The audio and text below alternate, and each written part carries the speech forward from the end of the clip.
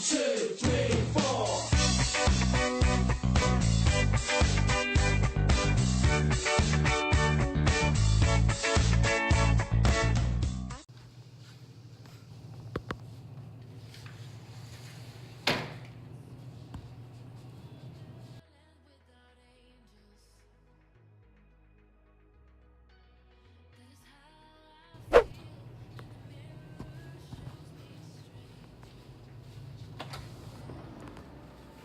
Good morning, beautiful people. How are you today? Welcome to another video, which I'm big in Frodo. Today, I'm reporting to you from, how do you call it? From a Capsule Hotel here in Hamamatsu, something brother. Sorry, I like completely skipped my mind with this place is. I'll like put it down in the comments below, something like that. It's been really cool. Like it's a capsule hotel, and we'll have like a little cubicle thing that opens up with that little door, spongy door thing. We all get a little bag. We all have like those type of clothes that they give you to wear. Oh, it's all like very proper. I like all these things. There is a public, large what are they called? They call it large public bath over there. I don't know if you can see. And I went in there last night and filmed it, like, because it was so late that there was no one there, so I could film it for you. But that was really cool. I'm also a bit shiny. The light's funny. I'm shiny because of the sunscreen. Where can I put you for a minute? Is it okay? Oh, it's okay. Alright.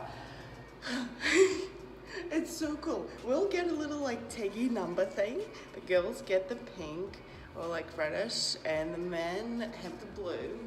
So it feels like we're in this futuristic outer space type place, and it's like something that I would imagine that people who live in space, like in the future type thing, would live. They'll have this kind of calming music all the time. They'll like have the same clothes, walk without shoes.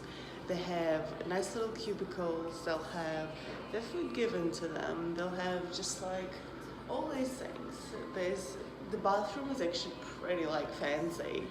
I'll just mention it. The fancy thing about it is just, I don't know, it looks like a spa pool. Like really, to me, there's a sauna. There's a whole bunch of different bathtubs in there with different kinds of water. There's like even a green tea water bathtub, and there's just, yeah, like they're all different temperatures, and it's just like pretty cool. And all these like long rooms with huge big mirrors with all like, well, I wasn't the girls one obviously, but like with all the like girl stuff, like moisturizer and toner and like freaking everything, like all the, it's pretty fancy. You like walk into the bathroom, the toilet like starts like flushing at you and opens up the lid, and it's just like, I felt like it was pretty cool. And if, like seriously, yeah, like especially out there, it's like an area, big open area, loads of plants. Everyone, basically, especially last night, everyone would wear the same clothes because it's like the clothes that they give you to sleep in, and just like it feels like it's inside of like some sort of spaceship, maybe even a futuristic thing. And the thing, there's like no windows here. So I think that's like another thing that makes me feel like we're in a futuristic little. It's cool. It's really cool, and I'm glad I did this and experienced Capsule Hotel. It's bigger than what I saw online, like in other places. It's definitely cooler than what I expected it to be. But basically, yeah, this is just like a whole other experience. It's only $52. Your washing's included for free. You get late night noodle cup things. You get for free included. You get breakfast, which I should really go to before it stops and finishes and stuff like that. And it's so cool. Because it's like it was $20 cheaper than all the other places, yet you also get more stuff. You get like breakfast with it. You get this Japanese public bath traditional thing. You get in like sauna. You get free washing. You just it's like really cool, and it's funny, all the like places that I've stayed at in Japan that were like hotel or some sort of motel, they all had a comic books library. That was pretty cool as well. I thought this yeah, so then you see like a lot of people just sitting around reading their comic books in the evening. It's very cute. I had to put the bike in a bag in order for me to get the bike in the room, but I think that is actually like, see, that bike bag is so useful. Like, it's come in handy so many times now, and in reality, like, I probably didn't have to, but like I could have left it behind the front door or the counter, the bike, but I just didn't feel like I wanted to do that. I just wanted to bring it inside. Let's quickly go check out the food. I actually do want to talk to you about something, but I feel like I need to just like go maybe eat a little bit and have a bit of a space of mind or something to talk to you about. But see, like all these little like door things, and there's still loads of people who are wearing stuff. So okay, my darlings. Something I want to talk to you about is slightly different, but I just feel like it'll be a really interesting conversation. As some of you may know, I believe in energy. I'm pretty spiritual. I have some religious views as well, but I think spirituality is more what closer to me. And the first audiobook I've read on this tour was about a team of people crossing the Himalayas, and just everything that they have learned with that, and everything they've experienced, and different religions and not types of people, but rather different religions in different countries, different cultures they were able to experience during that crossing. The second book that I'm reading now, well, listening to an audiobook, is about people who are staying in the desert for 40 days, and basically all their spiritual growth and personal growth and everything in between, and just life in desert, basically, that they're getting to experience. And that's the funny thing, like, I don't know how I managed to choose two such cool books, but like they're about similar things, similar aspects, but at the same time they're about like, you know, such two cool things, you know, living in the desert and crossing the snowy mountains. And something that was brought up, and I do want to mention here, is that so a lot of people walk around and spend their day just looking down and looking in front of their feet, right? And when we're out there living in this world, we usually take, I hope you can hear me, I'm just trying to like position myself a little bit closer so you could hear me, but they basically spend their day, like just really looking right in front of them or down to their feet. And that means the world, like if you can imagine some sort of magnetic field, or like just the area that we consider our world, our space, is like about 3 meters in radius. Just, you know, whatever we can immediately see, this is like the world that we live in. Like right now, my world is this room, right? And wherever you are. And the thing is, when you are always looking so close, you might not see the opportunities or be able to take in everything else that's out there, which can be part of your world, but you're just not noticing it, so it's not right now. And what we talked about there, this is from the book about the desert, is that if you look far into the horizon, if you look just really in the distance, you will be able to see much, much more. And if you like practice it and continuously do that and do that and do that, you will end up including just so much more in your world and in your life because of that plain reason that you are kind of expanding whatever is included in your world, and that way, through that, it sort of feels like you're expanding your soul. And I thought that was really a really cool idea, that when you look up into horizon and really focus on that, it really does make a difference. And the thing is, I've noticed it with cycling, like, because when I'm cycling, right, I'm looking in front, but I'm also a lot more than in regular life, look out into the distance. And of course, there are many different aspects of cycling and cycle touring that make me feel amazing and, lift me up and help me just feel really, really incredible. But I think one of them is that looking far into the distance, and you feel like there's just so much more included in your world, and there is just so many more opportunities and possibilities, and it expands your soul. I would say it just expands your soul. And another thing that I understand in my head, like I understood that for me, and I'm not sure if you would agree with it or not, but on the deeper level, we all are energy. And from that I mean, we all have cells, right? And we all consist of cells which consist of molecules on like the kind of smaller, lower level. And each one of them has energy, right? Every molecule would have a neutron, it'll have a proton, it'll have a, nuclear, which is like no charge. But the thing is, there's going to be charge from protons and electrons. And that in itself is already energy, that charges energy. So on that really, really deep, like kind of minuscule level, we all are energy, we all have charge.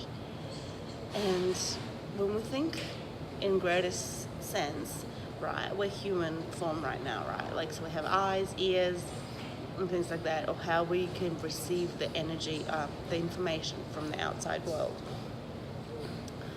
But if we think about it, there are things like infrared or X-rays, right? We don't see it, but they exist. There are things like, there are frequencies for noise that we can't hear. For example, a dog whistle. We can't hear it, but the dog can hear it. So there's, I think I might be getting kicked out in a minute. Hold on, I'll just walk around and sit on the outside. So right, there are all these like frequencies, and in sound form and light form that we may not be able to absorb or receive, or not perceive, but like more account for with our human senses, right? Because we're human here. But in the greater scheme of things, there is this we are vibrating. And that is because they're vibrating in certain frequencies, right? And unless we're on the same kind of frequency or are able to receive that kind of frequency, we won't be able to grab that. When we work on bringing ourselves on a high vibrational frequency level, we lift ourselves up to the point that I'm trying to make, I guess, is that when we do conscious effort into raising our vibrational frequencies and continuously, constantly do work in that direction, in whichever way it is for you, whether it is cycling, whether it is going in the nature. So I can see nature vibrating on different frequency as well, but it always lifts us up because we're getting that kind of positive energy from it. Whether it's looking far into the horizon and absorbing everything that is around in the world, whether it's eating vegan food as well, because everything that we eat, right, like all the food that we consume, everything affects everything. And what we put in our bodies, like, it has some sort of DNA message, right? And the DNA message consists of whatever, if you believe in, the Big Bang and creation, millions of dusty stars and stuff like that. What is it? Cosmic dust. Whatever that piece of food that you're consuming consists of, came from, it carries that message, it carries that wisdom, right? So when it is a wisdom of something that wanted to live and didn't have a choice but to get killed, like, that is the message that we're bringing into DNA. And when we're eating the apples, the fruits, the lettuce, the carrots and whatever, those are just plants. What they're carrying in themselves is the nourishment from the ground, that kind of love, that higher level vibrations in that sort of food. Does that make sense? I hope that makes sense. And that's the way it makes sense to me. Which is like, there are different reasons why I'm vegan and why I choose to be vegan and why I do my best to be vegan. And even though, especially when you're traveling, sometimes, you make a mistake and you're just really bummed out about it, because I do make conscious choice. I do want to be plant-based because I feel that on many, many different levels it resonates with me and it makes sense to me just so much more, whether it's from the energy perspective and it's lifting my energy vibrations higher, or whether it is simply because I feel like, animal agriculture is not something that we need to have in this world anymore, or at least in most of the countries, right? Like, we don't live in the North Pole where that you can't get anything there. Although even on the North Pole you could probably survive with rice and some grain and beans, and I'm not gonna get into that because I haven't experienced that. I don't know what it's like to live there. But to me, that is one of the reasons why I also feel like it's important, because I want to feel like I'm positively contributing to the world, and nothing had to die for me to live, to survive a day, to have some food. And I think that's very valuable and important in itself. And I guess that's why I've been so bummed out that a couple of times I did make a mistake and maybe had or ordered something that had animals in it. But all I want to say is that we're all trying to do our best in this world, right? We're all trying to learn from each other and learn from our own experiences and make sense of everything that comes our way. And, it's okay sometimes not to be perfect. It's okay to just learn and go with it.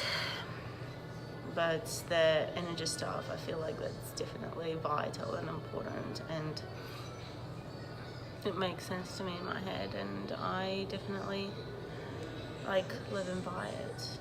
And I notice the difference when I'm doing things that raise my frequencies, whether it's listening to certain frequency music or listening to meditating, talking to nature, exercising while in nature, looking out into the horizon, appreciating the creation, and just, expressing gratitude to the divinity for creation, for being created. And I know that maybe it seems like the ideas are sort of correlated, the creation and the cosmic dust stuff. And I'm gonna say something a bit funny, but I feel like it's all true, all of it. And I know if you're one religion, you tend to not agree with the other religions and say that your religion is the only one that exists. But I actually don't feel like it's what the hell? Seriously, it's not even a thing. I think exclusive religions are not something that would unite us as a human race. So I don't think it's actually I don't think we need that. I feel like religions themselves and what they try to teach, the ethics, the morals, the, different things, like in that sense, expressing gratitude for food, appreciating your family, having good family values, kind of having more of a spiritual touch to your experience on the planet. That is a good part about religions. And I think all those stories are interesting, and who's to say that that didn't happen or that didn't happen, right? Like, it just might have been rewritten a different way, slightly exaggerated. But I also feel like, that all those people did exist. Like, Jesus did exist, Muhammad did exist, and all that. Oh man, we took a turn, didn't we? We're like talking about a whole other thing now. And just to add one more thing, I'm not against religions, right? Like, I think it's beautiful and amazing that they exist and they teach people to be more in contact with their spirituality, and more importantly that there are different ways that we like to be communicated with, right? And there are different things that make sense to us. To some people, Christianity makes sense, to others Muslim, to third group Buddhism. And because we all communicate and understand things in different levels, we need different ways of understanding and interpreting the information, the great information that we need to understand. What I disagree with is the exclusivity, like why we're pushing everyone else out, when in reality I feel like we need to just unite, because we have greater, bigger goals as a humanity to accomplish. And we need to save the planet, we need to change the world, we need to just do what we can to make this world a better one for the next generation, right? And to leave the planet in a better form than when we arrived here. We'll have our missions to do something in this world, and I think uniting together is something that will always have greater results and will have a win-win outcome over cutting certain groups out, certain people out, because it really shouldn't matter like where you come from, where your background is. What should matter is really what kind of human you are and what kind of human you want to be, and what kind of experiences you'd like to have, and share them with others. And you don't have to be perfect at everything, you just need to try to do the best you can. Alright, enough of that. I gotta get back and get on the road to show you more sights, more of Japan, and get ourselves to Mount Fuji. I should, I can definitely talk about the subject for ages and ages and ages, just because I'm reading more and more books on it, especially on the trips. Feeling like I'm connecting a lot more with my spiritual existence, with my spiritual knowledge, and just spiritual touch, and the way I feel about everything. So I think it's very, very cool, and I should really get going. I want to keep talking to you guys, but it's like after 9, and I have a decent day ahead of me of cycling, so I should really just get going. But maybe, I don't know, let me know what you think about all the things that I've said, and if you have any ideas, if you agree or disagree with any of this stuff, or I just want to talk to you about it more now that I opened the channel. Like, as in, I started talking about it, that subject. But I better get going. Alright, so thank you for watching another video. Thank you for checking in. Remember to stop counting calories, start counting health. Get your adventures, get your passions. And thank you for being here with me, following me on this trip, and hope you're having a beautiful and amazing day. Thanks. Bye.